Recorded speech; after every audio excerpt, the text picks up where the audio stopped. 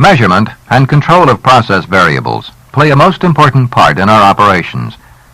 Safety and efficiency of operations, as well as rigid product specifications, require accurate measurement and control. In Segment 1, you will learn about process variables and sensing devices.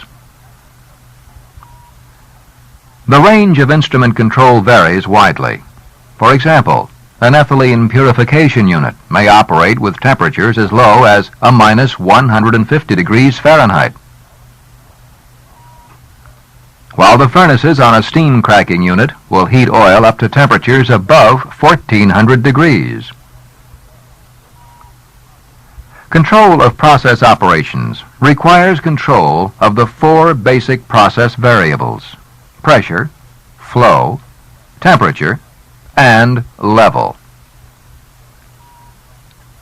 If we are to control process variables, we must first be able to measure them.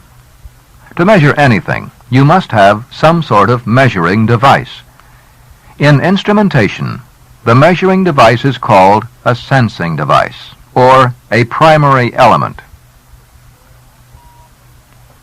With the proper sensing devices, we can measure the four process variables: pressure, flow, temperature, and level. Suppose we look first at sensing devices used for measuring pressure. Perhaps the simplest pressure sensing device is the flexible diaphragm. The diaphragm is subjected to different pressures on each side. The difference in pressures causes the diaphragm to move. Any movement of the diaphragm causes a movement of the linkage and a change in the pointer position.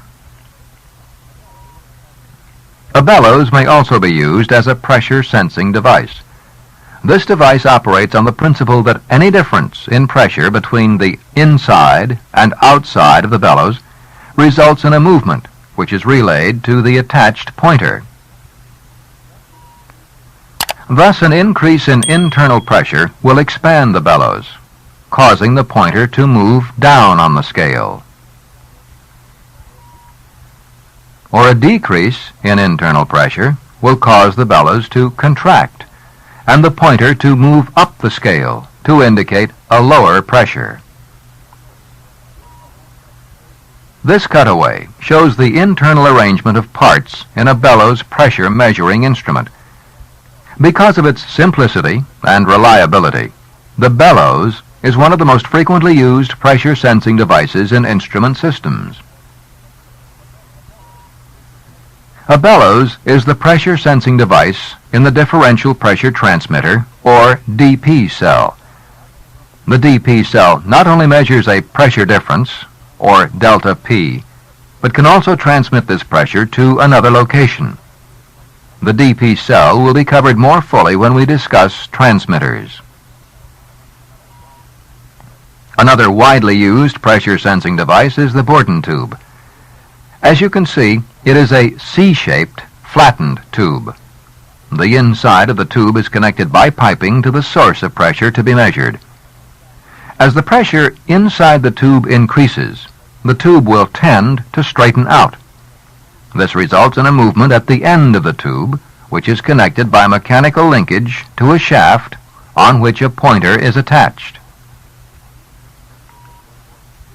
This particular Borden tube can be used for pressures up to 1,000 pounds per square inch. Operating pressures should not exceed the pressure shown on the face of the gauge.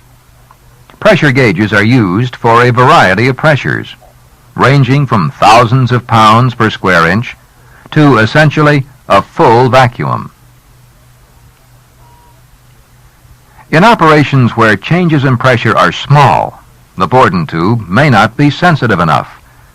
In such cases, a spiral tube may be used to increase movement at the end of the tube. As you can see, a spiral is a long Borden tube wound into concentric loops. Or the Borden tube may be formed in a helix. As in the spiral, sensitivity is increased. With these elements, the range of travel for the end of the tube for a given pressure change is approximately proportional to the number of turns that there are in the loop.